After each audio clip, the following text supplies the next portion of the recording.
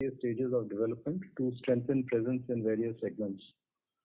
In terms of international business, we had a growth of 38% after removing the impact of sales spillover in the base quarter.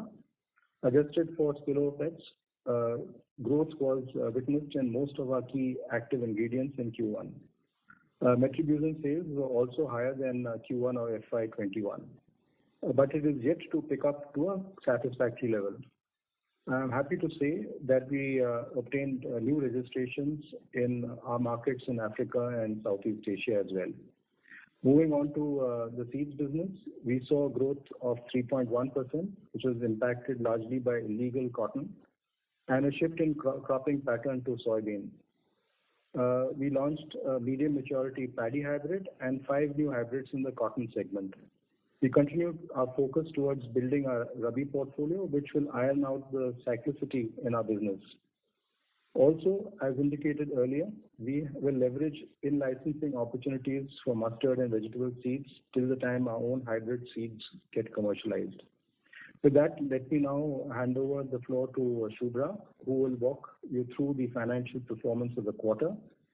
Just to introduce Shubhra, who has recently joined the company as CFO, has over 17 years of experience in business finance, financial strategy, P&L management, controllership, and is well versed in handling financial operations across multi-geographical businesses.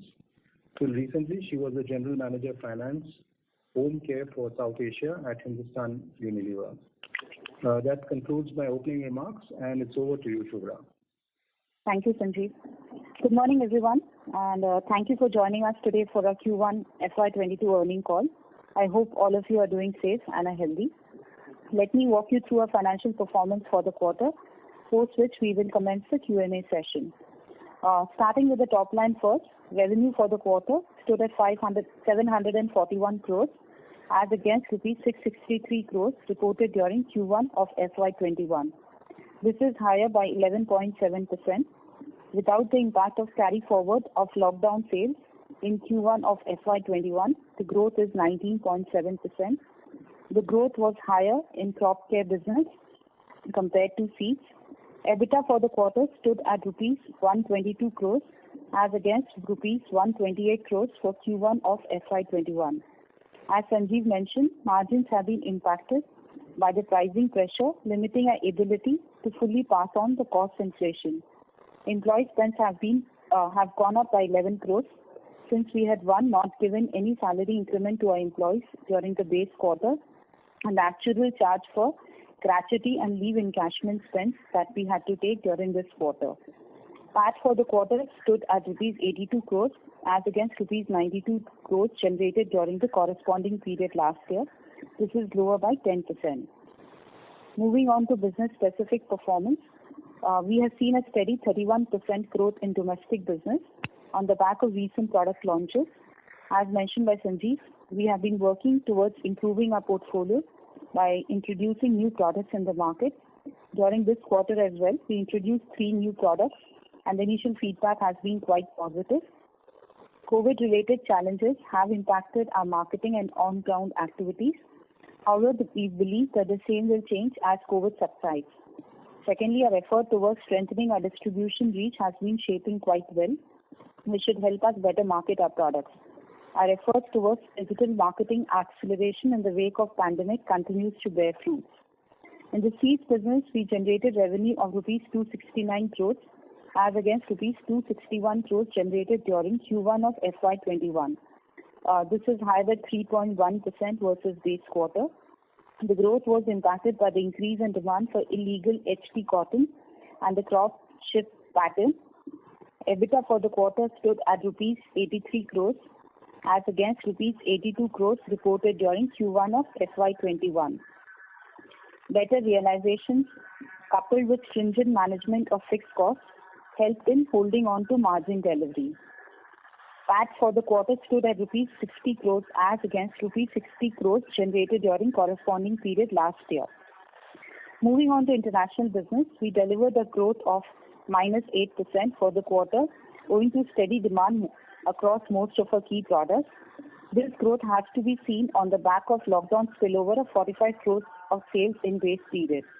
As mentioned in our previous call, we are working towards registering new products across our key geographies. Input product prices for most of our products have seen an uptick. As far as the contract manufacturing business is concerned, demand for the molecule PKK continues to remain subdued with stress in the aviation industry. We are nonetheless focusing on leveraging our chemistry knowledge and in dialogues with the global players in the agri domain. A quick word on the CAPEX before I hand it over back to the moderator. The work on formulation plant at Dahej is progressing as per the schedule, and we expect the unit to start operations by the second quarter. Work on the new MPP plant as well is on track. We expect our CAPEX for the current year to be approximately rupees 250 crores. That concludes my opening remarks. We can now commence the Q&A session. Thank you very much. We will now begin the question and answer session. Anyone who wishes to ask a question may press star and one on their touchtone telephone. If you wish to remove yourself from the question queue, you may press star and two. Participants are requested to use handsets while asking a question. Ladies and gentlemen, we will wait for a moment while the question queue assembles. Participants, you may press star and one to ask a question. The first question is from the line of Rohit Nagraj from Emkay Global. Please go ahead. Yeah, thanks for the opportunity. So the first question is on the increases in input costs. So we have seen that across the board the costs have increased. On the contrary, we have not been able to pass it on. So what is our perspective in terms of incremental cost increases which are happening, and whether we have the ability to pass it on completely over the subsequent quarters? Thank you. No, there will be some price corrections that we will keep taking, and a lot of the pricing is really determined by what's happening in the market in terms of competitive action, also in terms of the ability of the farmers to pay for it. So we will judiciously look at any kind of price correction as the season progresses. Thank you. So the second question is on the international business. So again, here also we have seen that it has got impacted because of the logistical issues, both in terms of inbound as well as outbound. What is our sense on this, that whether the situation is still continuing in the similar fashion, or will it recover in the coming quarters? And with regards to this, do we have to take certain changes in terms of how we are approaching the global market? Thank you. No, the issue. Yeah, go ahead, Naga. Go ahead. Yeah, no, you're absolutely correct. I think the quarter one we have actually witnessed significant challenges on international business on the freight front. As you are aware, the one is of course the rates have gone up significantly, freight rates. We've also found that it was difficult to actually secure, availability of shipping containers. It has been a global impact. Certain markets have obviously been impacted a lot more than in other markets.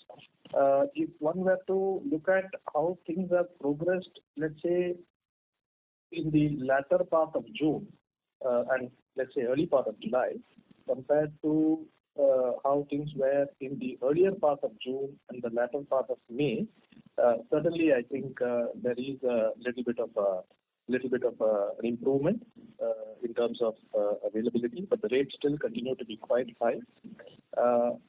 From our point of view, the way we are approaching this is that obviously we are trying to take preemptive action wherever possible as regards the raw material front, in terms of making sure that our production doesn't suffer for want of raw material. As far as outbound shipment is concerned, we have also been focused on trying to sort of book the containers, book the shipping lines as much as possible under the circumstances. That is how we've been navigating so far. With regard to how things might move forward, I guess it is a little bit difficult to predict. But from our point of view, these are the actions that we are taking. Yeah, that's helpful. So just one last clarification on the strategic perspective. So, on the contract manufacturing, anything that we have, finalized in terms of products, in terms of application areas, and when do we have a definitive understanding of where we want to proceed on this front? Thank you. No, on our contract manufacturing, as you said, for us, this is an important area, and it is an area where we have started focusing on only in the last year and a half. And as already mentioned in my previous call, that we have put a good structure in place for business acquisition. Discussions are currently underway with multiple potential partners, and it is still work in progress. There is nothing to confirm as of now. It will take its own time, considering that we have not been very active in this part of the business. So it will take its own time, and we are putting the necessary resources behind it. So as of now, there is nothing to report.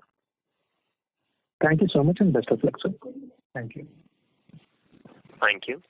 A request to all the participants, please restrict to 2 questions per participant. If time permit, please come back in the question queue for a follow-up question. The next question is from the line of Varshit Shah from Veto Capital. Please go ahead. Yeah, hi. Thanks for the opportunity. And congratulations, Shubhra, for joining Rallis. So my question pertains to that if you see your pricing action has been slightly lagging behind the competition. So is that assessment correct? And hence you were able to slightly garner the higher market share in the domestic business? That's my first question. Probably it is for Naga and Sanjeev. Okay. Sanjeev, can I go ahead? Yeah, Naga, you can go ahead, please. Yeah, I think if one were to kind of ask the question in terms of what has contributed to our improvement in market share, frankly, I would say it is less to do with the pricing action and more to do with some preemptive work that we had undertaken in Q4. One of the important things that we had focused on was in making sure the learnings from the previous year with respect to availability of particular SKUs of particular products is improved because we do have a challenge of producing some of the SKUs in a given period of time because of the labor intensity. And since we had felt that in Q1 we are likely to face the kind of challenges that actually we did face, we had taken some of these production in Q4 itself, and thereby we had built up some amount of finished goods inventory, particularly I'm referring to the smaller SKUs, and that allowed us to be able to improve, in fact, to some degree. The other one, of course, is that if you look at our herbicide segment, we did introduce Enzip as a product last year, and we also introduced Freeze Plus this year. We also gained volumes on the back of that, plus we also gained volumes on some of our legacy products, strong brands that we have. So one would think that those were probably the bigger drivers for our increased volumes and perhaps improved market share as well. So we will have to wait for the market share figures until the end of the year when we have proper industry information. With regard to pricing, certainly like what Sanjeev mentioned, we do have a portfolio where there are certain brands where we are able to sort of pass on the cost increases fully. But there are, of course, brands where we do have to keep in mind the effective price point for the farmer as well as what the competitive actions are. So we do have a mix, and for those cases where we have been perceiving a significant competitive pressure, we have chosen not to pass on the full cost. But certain other cases, we have been able to do that. But I think the broader driver for the improved volumes in the domestic market is more coming from the actions that I described. Sure, that's helpful. And there's one more thing. So if you see FY21, we had we were unable to ramp up some of the newly launched molecules because of the physical movement restrictions. So where are we on that in terms of now further progress, and how much of that, probably not a particular number, but probably is that also one of the important elements in the growth acceleration which we have seen in Q1 on a like-to-like basis, excluding the impact of the spillover? And just one last question on the MEIS impact. So what is the full year MEIS incentive, either in percentage terms or absolute terms in FY21? That's it. So for the first one, first question, we do find challenges even this year from the standpoint of physical work as far as demand generation is concerned, because as you would recall, in Q1, though we did not have a nationwide lockdown like we had last year, we did have regional lockdowns which limited our ability when the second wave happened. Certainly things are have been easing up since you can say middle of June. But I think if you take an overall quarter perspective, like we had mentioned in the last analyst call as well, we had investor call as well. We had prioritized safety above everything else. So we have got impacted. However, what we did this year is that learning from the experience of last year, we did increase the amount of effort on the distance marketing front. There were two kinds of learnings. One is, of course, the intensity of work, and second is in terms of improved efficiency in distance marketing. We would reckon that we would have perhaps reached almost twice the number of farmers that we reached last year through distance marketing work this year. So that is how we have been dealing with this for this quarter.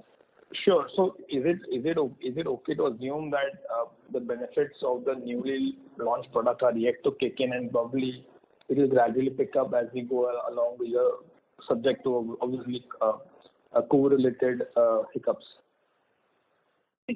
Certainly, I think if you compare FY20, FY21, and FY22 first quarter, certainly the level of physical demand generation work that we were able to in FY20, we are still not able to do. And when you talk about products like Pepe, for example, what Sanjeev mentioned about, which is actually a product which requires a fair amount of demand generation work, I don't think we have yet got the full benefit of it. However, certain other products which are comprising of highly genericized active ingredients where the farmers are already familiar with the product, those products are likely to not that much benefit from the demand generation work. Sure, that's it. And my question on the MEIS incentive, that's from my side. Well, would you have those figures? Hello? MEIS? Would you have that? Oh, yeah. So MEIS, of course, as you know, there has been some bit of ambiguity, and hence we have stopped recognizing that as a revenue. So we have seen an impact of close to 3 crores in this quarter because of non-realization or ambiguity around announcement of MEIS scheme. Sure. So just for clarification, what was the full year MEIS incentive was the recognition last year, and how much of that was part of Q1? So it will help us model it for this whole year. So I wouldn't have the full year numbers handy, and it also depends on how much of the export revenue we do. As I mentioned, for Q1, we have seen an impact of 3 crores for MEIS. Sure. Thank you and all the best. I'll get back in the queue. Yeah. Thank you. A request to all the participants, please restrict to 2 questions per participant. If time permits, please come back in the question queue for a follow-up question. The next question is from the line of Madhav Marda from Fidelity. Please go ahead. Hi, good morning. Thank you so much for your time. I had 2 questions. The first one was on the contract manufacturing business that we are speaking about. If I understand right, there are quite a few players in India who are sort of well entrenched in this business since maybe 10 odd years. Just wanted to understand, is there a specific type of chemistry or something in our competitive positioning that we are trying to focus upon that will help us differentiate versus these players who've been in the market for longer than us? So actually, there's a lot of work which we are doing on multiple chemistries. Of course, we've been very good at certain chemistries, but as part of our overall portfolio where we are adding new products to even our international business, there's a lot of work happening on multiple chemistries. So we are not limiting ourselves to the type of chemistries that we can take up for any CM kind of opportunity. The observation is correct that there are some well-entrenched players, and therefore it becomes all that more important for us, or rather I would say the kind of effort that is required to try and bring in CM opportunities for our company. And that is where the work is currently underway, Madhav. Just a follow-up to that,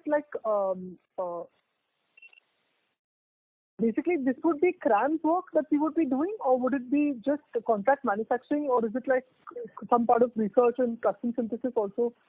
How would that work out for us? No, actually, currently some of the discussions which we are having is also including some amount of synthesis work. Okay. So we can call it CRAMS, we can call it CM, but these are not the patented molecules. Okay. So let me just also clarify that. What we are working on is not the patented molecules. Okay, got it. And my second question was, to the domestic crop care business, where we had the 31% growth, could you break it down in terms of price and volume growth for the quarter? Shubha, would you like to just share the number?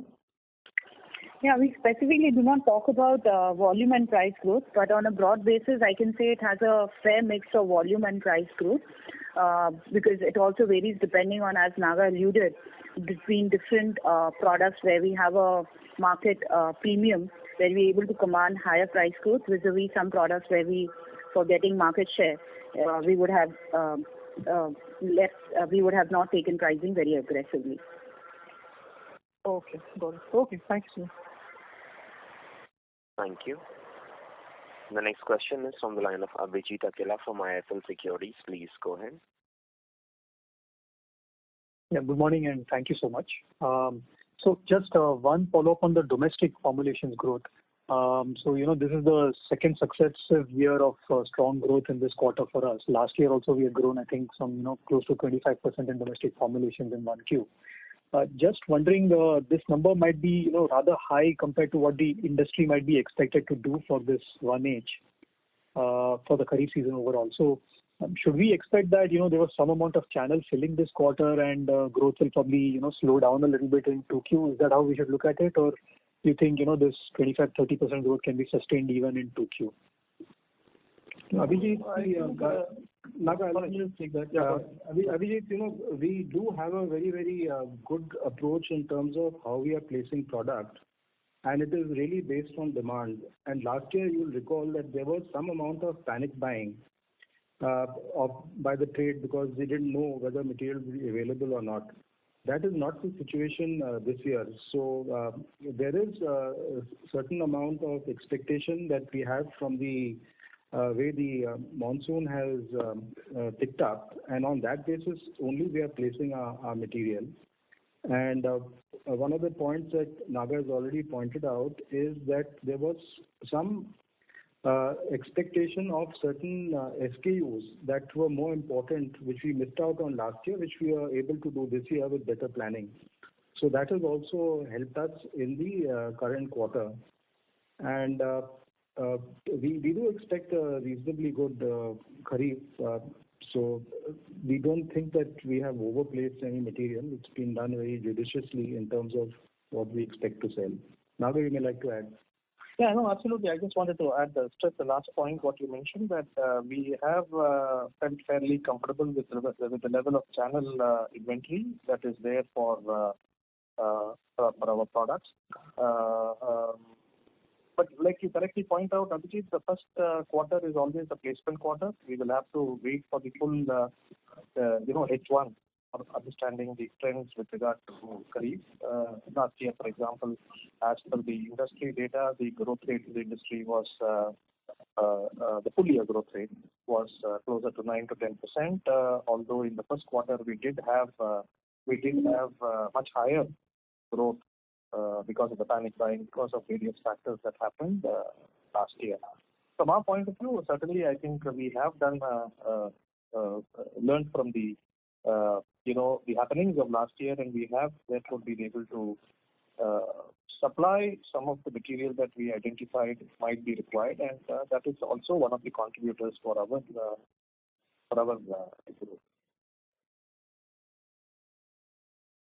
Thank you, sir. That's helpful. So just on the other question I had was on the capex budget. I think Shubhra mentioned about 250 crores for this year. If it's possible to just give us a rough breakdown of the major components of that in terms of projects. Thank you. Abhijit, in the last quarter, we had given a split of what would be the key heads of CapEx. So largely, that does not change. We are in the same path of delivering some of our existing projects, which are related to, one is commissioning of the CZ formulation facility during this current quarter, and trying to accelerate as far as possible the multi-purpose plant that we are building in the SEZ at Dahej. So these are our two big projects which are currently on the ground. Many of the other projects are already coming towards closure, which is related with the METRI resiting into one particular plant, which we had already talked about. So that is already coming up for commissioning during this month. And apart from that, there are two other open projects which are also getting closed during this month and early next month for two existing products which we are debottlenecking. And of course, we do have a lot of expenditure related with the digitization, automation, and all those kind of projects which are also currently underway. Apart from that, we have the new R&D center. So that is something that is running a little slower than planned. We are still awaiting certain approvals related with name change and all of the land. It's still something that is pending. So that has got delayed because of the availability of people for getting the name change done in the various khatas and all that are maintained by the various authorities. So that is one project which is still running behind schedule, and only once all the paperwork is done can we really start the construction. So that is one project which is running slow. That is the new R&D center. And in the meantime, what we've already done is we've added significant additional capacity in our existing facility, which we have in Bangalore. And we've also added more people. And we are currently running there in 2 shifts to avoid any delay in any of the projects that we want to undertake. Apart from that, we're also working with some CROs for some of the projects that would have otherwise been taken up in-house. So if you can just refer to the investor call deck of last quarter, there is no significant change in the overall approach that we are taking on CapEx. Great, got it. Thank you so much. Wish you all the best. Thank you. The next question is from the line of Tarang from Old Bridge Capital. Please go ahead. Hello, team. Good morning. A couple of questions from my side. One, if you could give us your ITI for Q1 FY22 and the similar figure for the last year same quarter.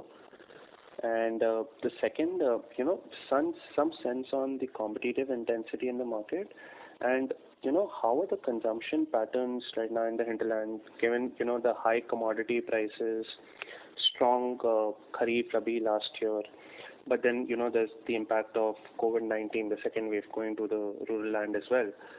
So just wanted to get your thoughts on that.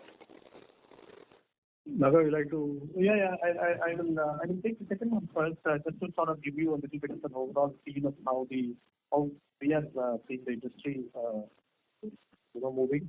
As you know, the rain started off very well this year, but however, after the third week of June, there has been actually a slowdown, and this is what was mentioned in the opening remarks by Sanjeev, that there has been a bit of a stop kind of a monsoon, or a paused kind of monsoon. But however, I think it got revived in the last, let's say, 10 days or so.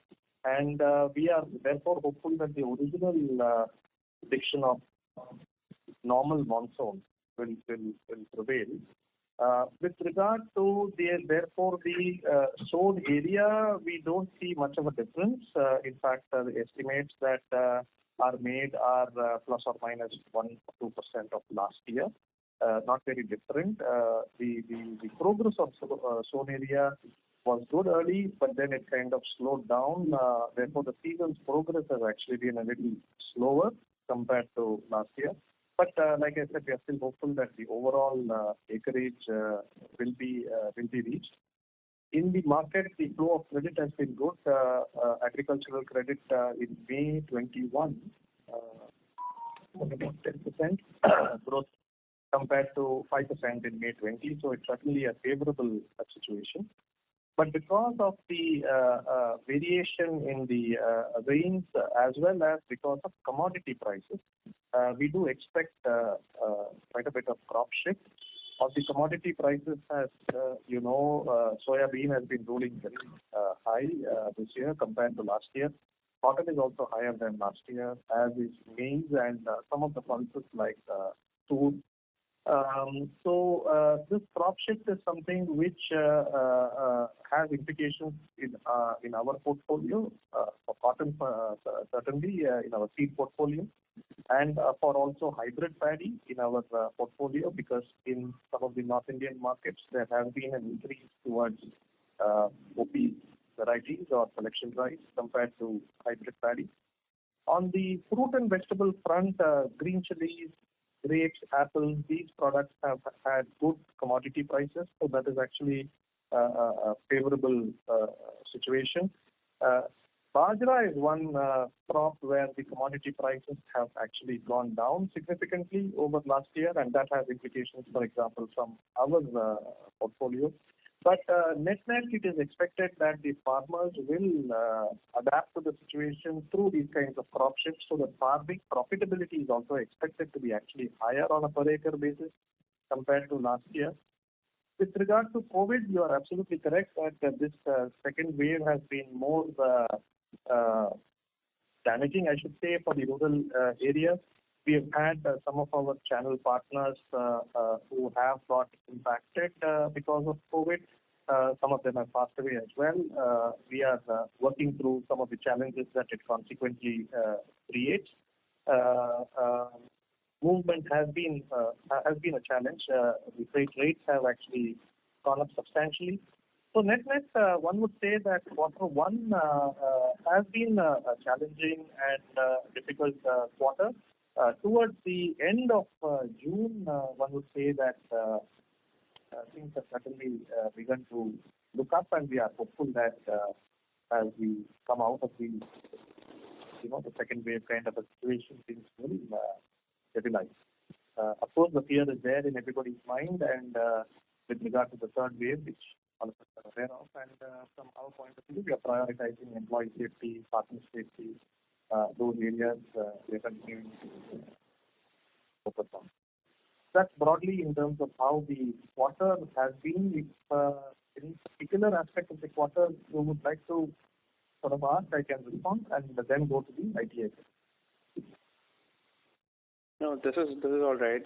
Just the only thing, while on the cropping pattern I understand, I wanted to also understand from the rural consumption perspective, as in, are the farmers, because you said that you did face some competitive intensity on pricing, which sort of pushed your gross margins.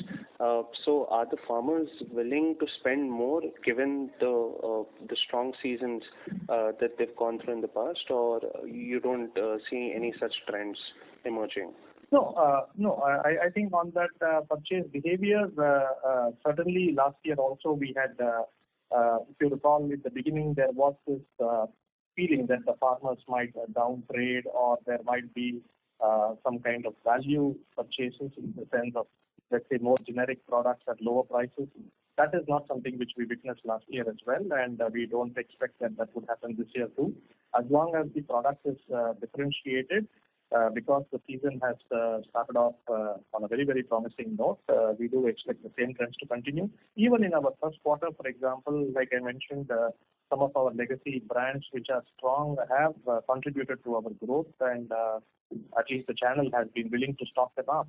So I think they share the perception that the farmers will be open to, and in fact in some of the markets like North India, we have found the farmers being willing to invest in these products as long as they are differentiated. Sure. On the ITI question? See, on the ITI, normally I think the ITI would make sense to look at from an annual point of view, because there are certain products that we will be introducing in Q2, and we will also be introducing during Rabi as well. So right now only 3 products have been introduced. So it is therefore unlikely to provide a good measure of what we are introducing this year. Of course, the point remains that in the previous years, whatever we have introduced, those would contribute to a certain revenue share. And also that quarter one is a placement quarter largely, except in North India. And therefore, with all those caveats, I can say that at this point in time, it is trending better than what we had hoped for the first quarter. So it is about 6% right now, but I think we will have to wait for the full year to really see what the ITI percentage ends up being. Okay. That's really helpful. Thank you and all the best. Thank you. The next question is from the line of Chintan Modi from Haitong Securities. Please go ahead. Yeah, hi. Thank you. Sir, on the international... Sorry to interrupt you, Chintan. Can I request you to speak a little louder? Yeah. Can you hear me now? Much better. Thank you. Okay.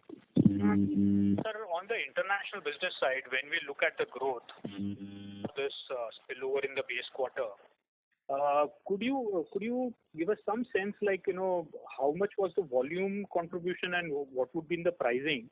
Because last year we have seen a steep increase in prices. So wanted to understand that lower prices in the base quarter has already started kicking in, or it will kick in from next quarter? Yeah. So I think, Sanjeev, shall I go ahead and respond on this? Yeah, go ahead. Yeah. So,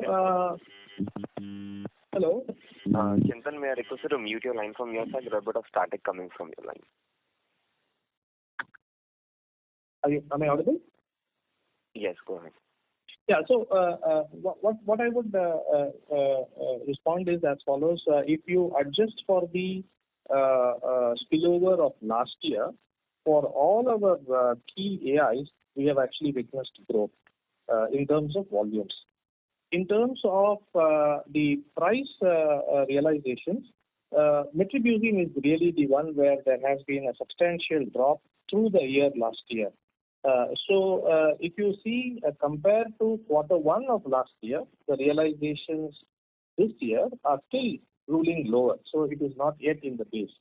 However, if you compare it with Q4 of last year, the prices have been slightly improved on the metribuzin front. So the full impact of the metribuzin drop is not yet reflected in the base quarter. Other products have been reasonably safe. And sir, just to add more on this, like last quarter also we saw 75% growth. This quarter also decent growth. The momentum is good. So, but so it indicates that the demand has been good. But do you think there is also a lot of supply coming into the market, which is not allowing the prices to kind of go up at least quite a bit? Are you referring to the international market? Sorry, international.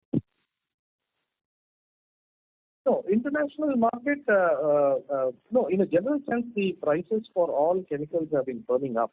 I think that is also something which Sanjeev mentioned in his opening remarks. So, specifically to individual products, yeah, there could be varying demand supply position in each of those products. And that is what I mentioned, that in the case of metribuzin as an example, the prices have improved over quarter four in quarter one. If you look at acetate, prices have actually been much higher compared to quarter four. So it is actually product specific, and in a general directional sense, the prices have actually been increasing in Q1 compared to Q4. Sure. And just one last question on the gross margin. I missed your comments. Whether this reduction in gross margins was largely to do with domestic or international business?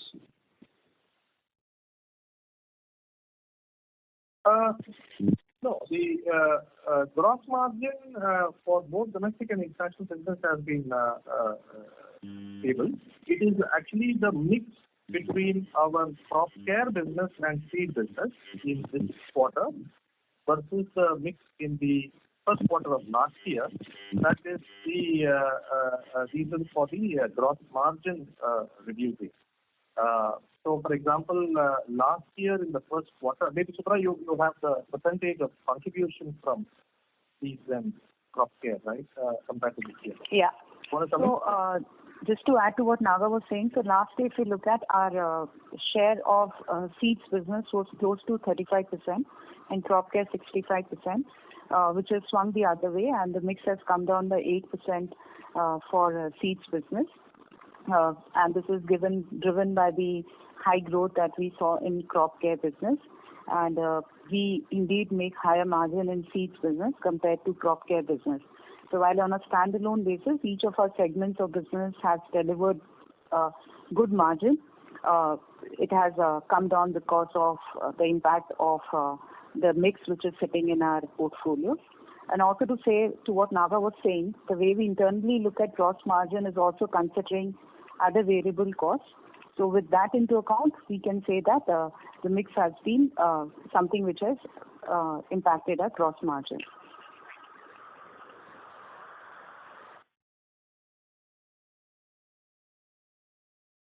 Does that help? Yeah, sure, ma'am. Thank you. Thanks a lot. Yeah. Thank you very much. The next question is from the line of Amar Maurya from AlfAccurate. Please go ahead. Yeah. Thanks a lot for the opportunity, ma'am. So firstly, if you can give me what is the contribution of the organic manure in this particular quarter? Don't call that out separately. Don't call it out separately. It is rolled into the total crop. Sorry to interrupt you. We are unable to hear you. Hello, can you hear me? Yes, sir. I was just saying that we don't give out the breakout within the crop care business. We call out the total crop care. It is part of that. Okay. And secondly, sir, in terms of the CSM or the CRAMS business, as you said that, the work is in progress. So if you can, sir, help us, how we had, any new incubation in terms of the team on the sales side or on the R&D side. How the progress is in terms of building the team for the CSM, because that, as you said, you are new into the business and the animal is different than the existing business. So if you can help us, any new people bought on the CSM to specifically drive the business, that will help us to understand, how the progress is. So, Amar, just to clarify, we have been in this contract manufacturing business for the last 2 decades. Correct. But it has not been an area where we have been focusing, and that focus we brought only about a year and a half back. Correct. And to support this part of the business, we have put in place a business team, and we have also created a team at the R&D to support the business team. So I had mentioned that we have added resources to the R&D setup, and we have also started working extra shifts and all that, so that one is the physical distancing and all that we need to maintain, and also there is a limit which is there in terms of number of people who can be at a particular area in one point in time. So keeping all that in mind, one is that we have moved to a 2-shift operation. Second is we've added more chemists, more scientists to our team. And second is that we have split the R&D team between a team that is supporting contract manufacturing and a team which is working on our own reverse engineering synthesis of the AI portfolio that we are building. So that is how we have resourced this particular part of the business to focus on getting opportunities for us. Okay. So one is that, one is basically building the portfolio or building the AIs. That is basically the R&D part of the business. I was focusing more from the marketing point of view, ultimately somebody has to go and showcase that. So are you saying that that has been done by the existing sales? No. There is a business team. I mentioned to you that we put in place a business team. Okay. If you can call marketing team, or we are calling them a business development team. Okay. So that team is already in place. Okay. So how many people, sir, in the sales, the business team? 2 people. Two people. And based out of India, based out of international market? Based out of India, currently based out of Mumbai. Okay. Got that.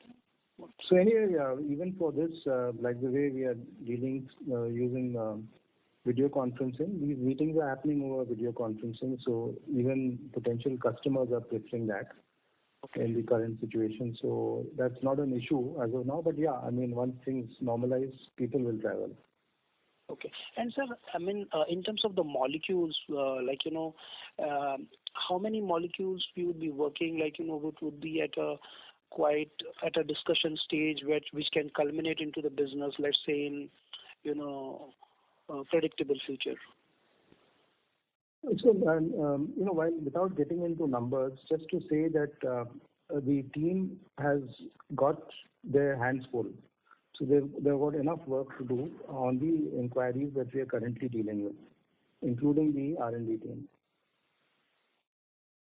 Thank you, and sorry to interrupt you. Amar, I'll request you to come back in the question queue for a follow-up question. The next question is from the line of Rohan Gupta from Edelweiss Financial Service. Please go ahead. Yeah. Sorry. Hi, sir. Good morning, and thanks for the opportunity. Sir, first, if you can just give absolute numbers for our seed and domestic agrochemicals and exports. You had started this practice of giving these separate numbers, but I think is not provided in the current quarter. So if you can give absolute number for the current quarter as well as for the last year.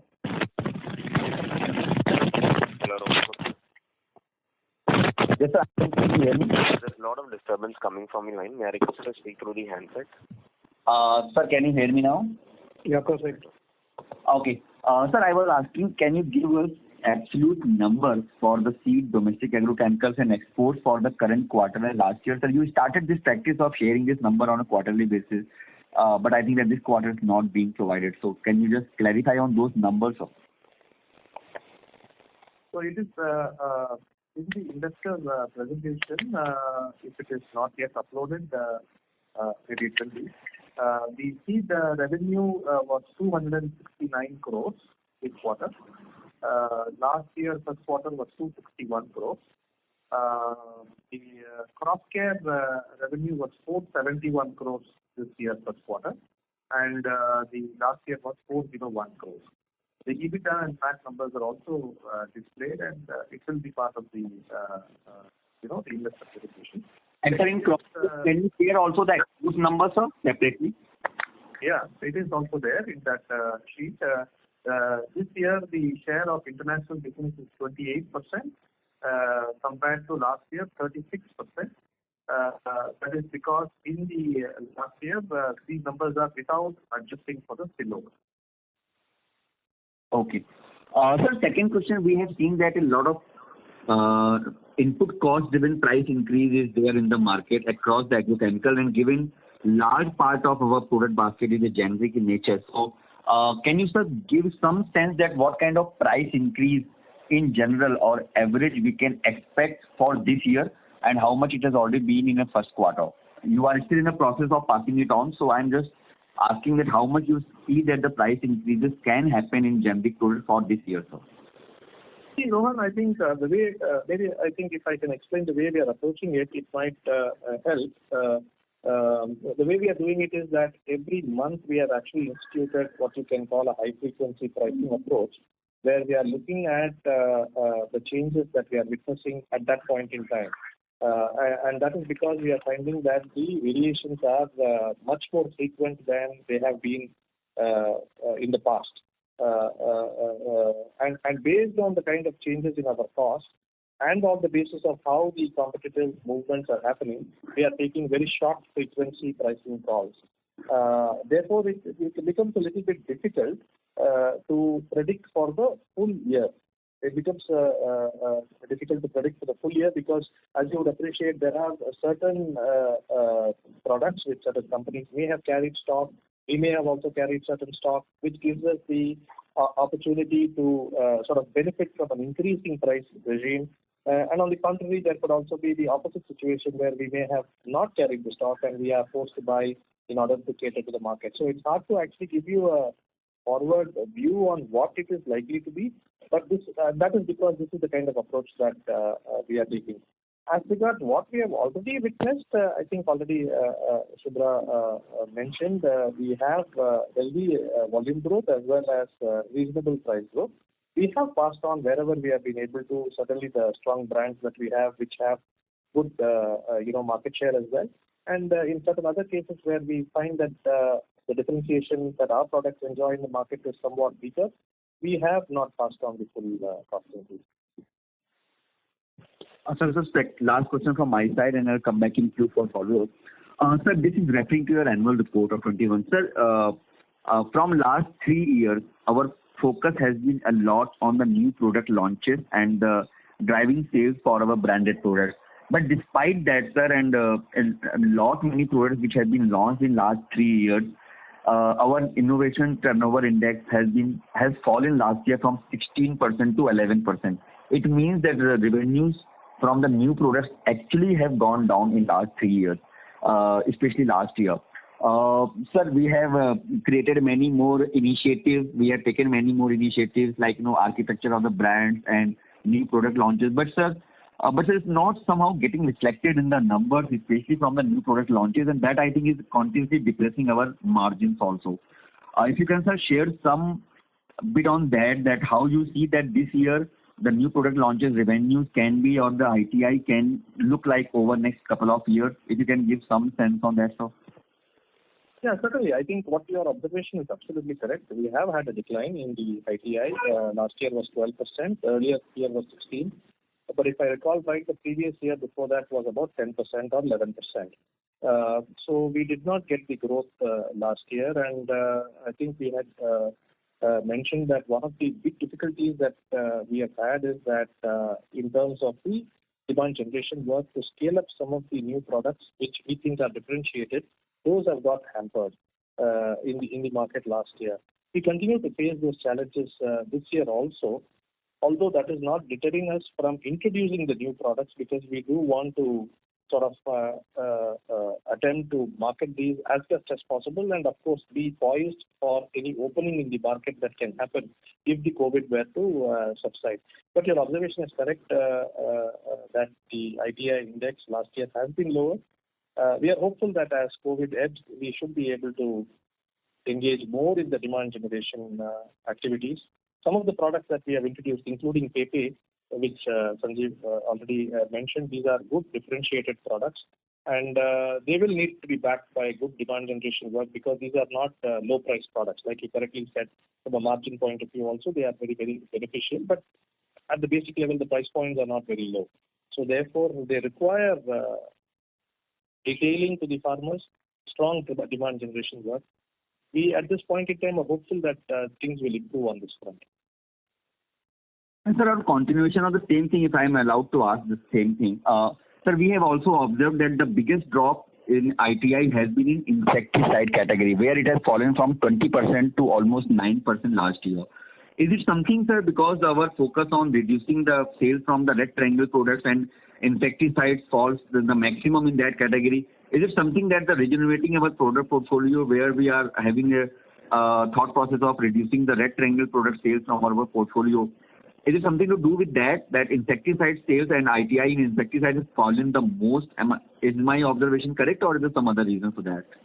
No. It is not related to red triangles, because we have not had red triangle products for some time in our portfolio, and certainly not in the ITI products. So that is not the reason. Maybe this particular question one will have to really look at to give you a more thoughtful response. Perhaps we can take it subsequently. Thank you, and sorry to interrupt you, Rohan. I'll request you to come back in the question queue. A request to all the participants, please restrict to 2 questions per participant. If time permits, please come back in the question queue for a follow-up question. The next question is from the line of Aditya Jhawar from Investec Capital. Please go ahead. Thanks for the opportunity. Just a couple of questions. The first one is on export. If you can help us understand that there has been a sequential drop in export. What could have driven this? Is it because of the container issue, and that highlighted that in the beginning of July and last week of June things are looking better? So does that mean that there could be a bit sequential uptick in export as the situation improves? A related question is that just confirmation, you also mentioned that in export, the pricing of the key molecules like metribuzin, that is also kind of improving. Just wanted to confirm. That was the first question from my side. Yeah, that is correct. The price of metribuzin on a sequential basis has improved in Q1 over Q4. With regard to your other point about whether it is about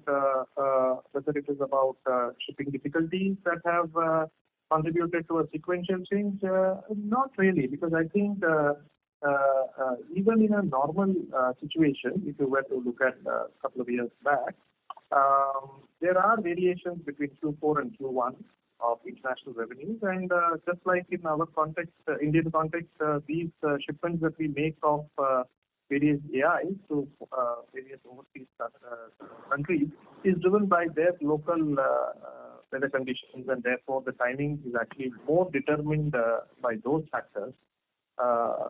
So I don't think it is actually attributable to sailing difficulties contributing to any reason for the season decline. So QOQ decline. Fair, and I mean the quantum was 40%, which we have not seen in the past. That's why that's question. Fair enough. Moving on to the next question is in a couple of quarters back you had indicated a big capex plan for the next 5 years, where you had announced about 800 crore of capex which you will spend, and out of that about 400 to 450 crore kind of a capex, you have clearly identified certain action items for that. So the question here is that since we have entered into FY22, is there a line of sight for the remaining 350 to 400 crore capex? Have we identified certain areas where the next phase of capex will be targeted towards? In terms of specific molecules or specific broad areas that we can target for the next phase of capex? So, Aditya, one of the areas which we still need to finalize, and that is also dependent on the way our work at the R&D center is going, is we are currently building one multi-purpose plant which is largely intended for fungicides, insecticides. We need to build one more multi-purpose plant for the herbicides, which is also the work which is currently happening. And so we will take that decision perhaps during the course of this year as to when to start the work on that. So this year we are really focusing on closing out on some of the key projects that we have taken up so that we can start commercializing products from them. So this is the current focus. And during the course of the year we will take decisions on one is the additional MPP for herbicides, and also one more decision which we need to take is on the plant for the intermediates. So that also is something that we will decide perhaps during Q3 or Q4 once we have clarity on the work that the R&D team is progressing on. Thank you. Sorry to interrupt you, sir. I'll request you to come back in the question queue. The next question is from the line of Prashant Biyani from Prabhudas Lilladher. Please go ahead. Yeah, thanks for the opportunity. Sir, the pricing pressure is mainly coming only from metribuzin, or is it also in the domestic business that we are seeing some sort of a pricing pressure? No, it is there in various products, certainly in the domestic market also. We are facing pricing pressure. Sir, despite the overall environment being good and the underlying demand also relatively better, with regular price hikes also, then what could be the reason for the pricing pressure in the domestic market? See, actually, the increases in some of the raw materials have been substantial. I mean, if you look at increases in certain raw materials like acetic anhydride, for example, these are all substantial increases. These are not small 2%, 5% kind of increases. So therefore, in order to be able to pass on those kinds of increases, the resultant farmer prices will have to become substantially higher, which becomes difficult for the customer to be able to bear. So really speaking, I think these are abnormally high cost increases that we have witnessed, and that is the reason why there is a pricing pressure. Thank you. We move on to the next participant. The next question is from the line of Nirbhay Mahawar from M Square Capital. Please go ahead. Yeah. So is there any significant inventory addition in the seeds vertical? Because I'm sure you were not prepared for a 3% growth in the business. Yes, we do have, but that is also because we had consciously taken a higher quantity of paddy production in Rabi of 2020. Rabi of 2020, because we have, again, as a learning from the previous years, found that having some level of buffer stock is useful for us to capture some of the opportunities which we were otherwise losing, and therefore we had deliberately taken a higher quantity of production. And that production has come in during the course of this quarter, some of which came in after the shipment of paddy seeds for this quarter. Those have been inventoried, and therefore there is a higher level of inventory compared to last year. So if we look at all the three verticals, domestic, international and seeds, while two verticals are showing clear sign of buoyancy, in seeds from some time we are seeing some kind of stagnation. So what is our game plan for this? Do we expect it to increasingly become a smaller size in the overall scheme of things, or we have some aggressive growth plan here? No, actually, we don't expect the contribution or the share of that business to become smaller. But you are right that I think we have not been able to get the kind of growth that we were hoping to get. In the case of cotton, for example, we had identified it as one of the growth areas, and we did have new hybrids that were approved by the GEAC. We did launch them, though of course this year was the first year. In fact, in the opening remarks, I think Sanjeev mentioned that we introduced 5 new products. However, in this particular year, we have not been able to gain. We have been affected by the crop shift that we mentioned. There has been a significant impact in eastern Maharashtra, consequent to shift to soybean. We've also had the challenge of illegal HT proliferating in the market, and therefore we have, despite our efforts, not been able to increase our business share, business volume on the cotton front. On the maize front, on the other hand, it has been a different factor. We did have some challenges in the Rabi production season of last year because of the weather conditions that prevailed then, which led to a lesser availability of maize from a placement point of view. And this is something which is what had in the past affected us in the case of paddy, and that is what we took higher production in Rabi, and certainly for maize as well. We will plan as we go forward, but certainly for this quarter we got impacted because of limited availability. So from our growth point of view, we still think that cotton represents an important area for growth. We have introduced these hybrids this year, and we should focus on scaling them up in the years ahead. Thank you. On vegetables, things have been actually more satisfactory, which is another area which we have called out in the past as a growth area, and quarter one has been satisfactory from our point of view. Of course, we have to also focus on the Rabi maize product, which we mentioned earlier, from a profitability improvement standpoint, because our portfolio continues to remain kharif weighted, and that is something which our breeding team is focused on. But you're right. I think we have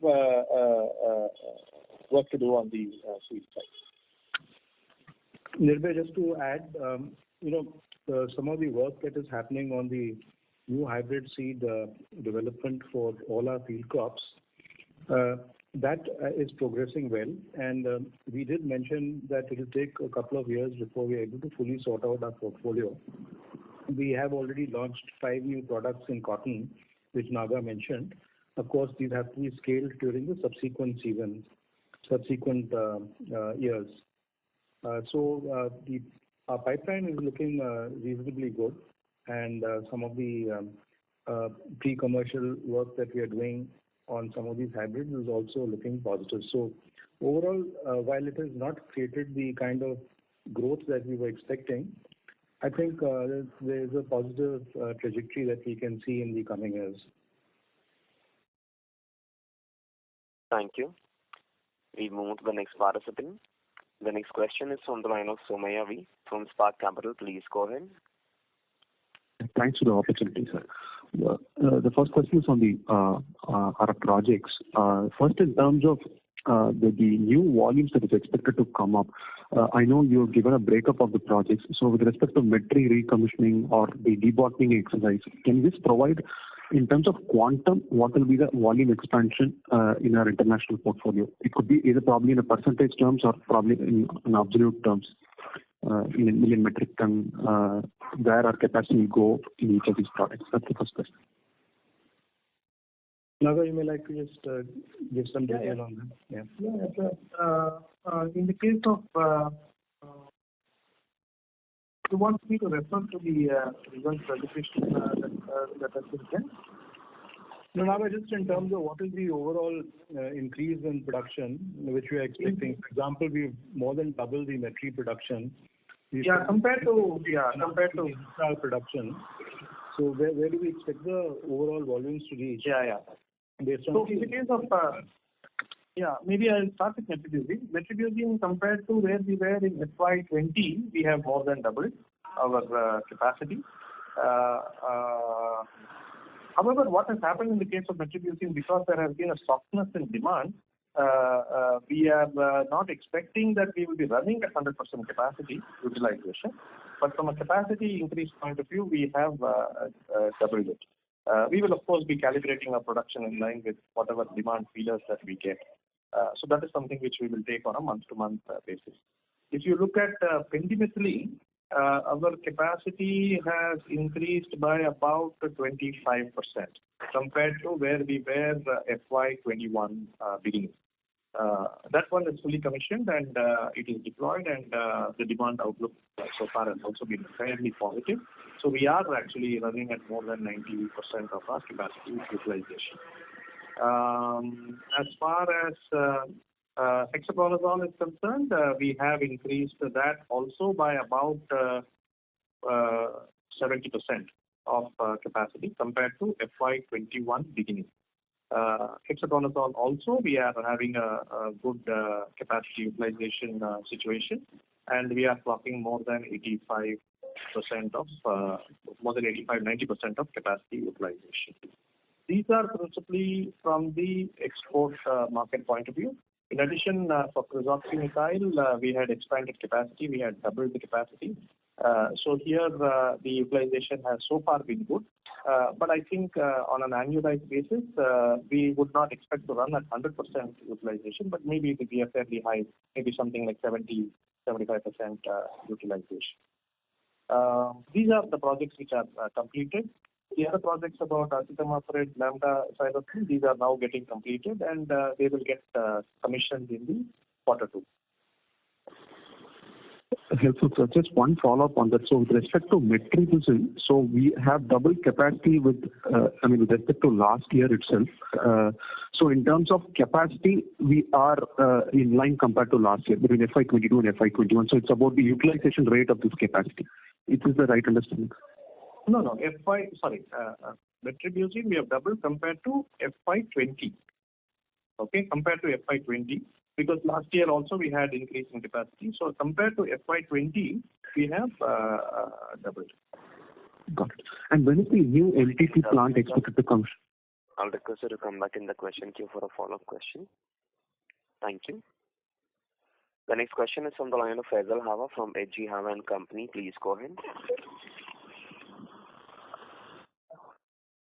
My question to you is that do you feel due to ESG and different environmental concerns, the entire biopesticide theme would work out much earlier than we have envisaged, and there could be a huge demand for this kind of biopesticides?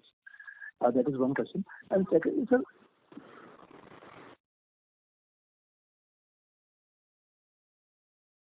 Hello, Faisal, can you hear us? Can we look at more acquisitions like we did the Metahelix acquisitions, and do we look at such opportunities often? So just to further highlight, while we did not talk anything during this call on the biologicals, we have already launched a couple of products during the last financial year. And even this year, we will be launching a couple of biological products. This is an area which is important, and even from a export perspective of some of the crops that are being exported out of the country, there is a need for farmers to use products which reduce the MRL levels for certain kind of chemicals. So we are focused on this category of products. And apart from that, even our crop nutrition portfolio is doing fairly well. We've been adding products. Even during Q1, we did add a product for nutrition related with the apple crop. So that product has already been launched. Last year, we had done a similar kind of crop nutrition product for foliar application for the grape crop. So these are areas where we have been slowly adding products to our portfolio. So your second question, Faizal? Yeah. What is that? My second question is that do we look at more acquisitions like Metahelix? Yeah, sorry. No, this is something that we constantly look at, and we will make the appropriate decision because it has to be value creating for Rallis. So we regularly scan to see what are the things that we need to add to our portfolio. So we will go for acquisitions as and when we find something that will be value creating for Rallis and its shareholders.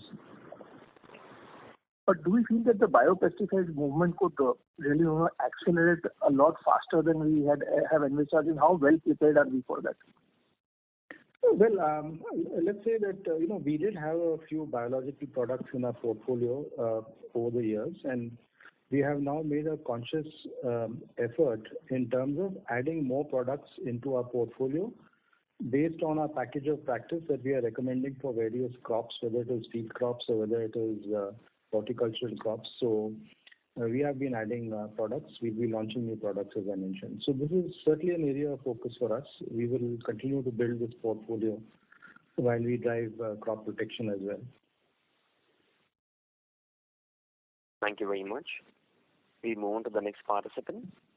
The next question is from the line of Ashwin Reddy from Samatva Investments. Please go ahead. Yeah, hi. Good afternoon. Thank you for the opportunity. So I don't have two questions. First one is in the contract manufacturing bit. So just wanted to understand what specific steps are being taken, because the reason I ask is I understand there's been a management change and there's been a change in the company's direction. But contract manufacturing has been a focus area for a long time for the company. So what specific things have changed and what gives you the confidence that we can track it now? Ashwin, I think I've already answered this question to something that I think Amar had asked. So we have, as I already mentioned, put in place a business team who is engaging with the potential partners. We also have a R&D team which is working along with business in the discussions that we are having with various partners. There are certain opportunities that are there for which the R&D team is working on the route of synthesis and costing and also making available samples to the potential partners. So it does go through its own cycle time of getting ourselves qualified to be able to make it at the right price and the right quality that is expected by the partner. So that is work in progress. So we believe that we have a good team in place, both at the business level as well as at the R&D level, to support this part of the portfolio. Understood. So broadly, what timeline should we give in terms of expecting tangible results 2 years from now, 3 years from now? What do you think is a reasonable time frame for it to start contributing? I would say rough timeline. It is safe to assume that this is not going to happen in the next quarter or the next 2-3 quarters. Right. This is something that will really start kicking in maybe a year, maybe 2 years from now. Because we do have a capacity-related issue, and as we just answered the earlier question, that most of our capacities are maxed out. Our new MPP plant is getting built, that is intended for a certain set of products. And we will take decisions on further investments basis the various discussions that are happening. So it is safe to say that any further revenue streams will happen only over a year from now, year and a half from now. Got it. This is helpful. Second question is on the metribuzin front. Can you give some more clarity on what's happening at the global level and what are the factors that you're looking for to change? Is it because capacity has come up in parallel and that's the reason prices are depressed, or how do we track, or what are the things to look forward to that can be confident that metribuzin capacity can be utilized in the next 1-2 years from now? Any broad pointers that you think we should look at? Yeah, maybe I can take that. Yeah, Sanjeev? Go ahead. Yeah. So I think from our point of view, I think we are focused on increasing market access. As you are aware, we obtained a direct registration on Rallis.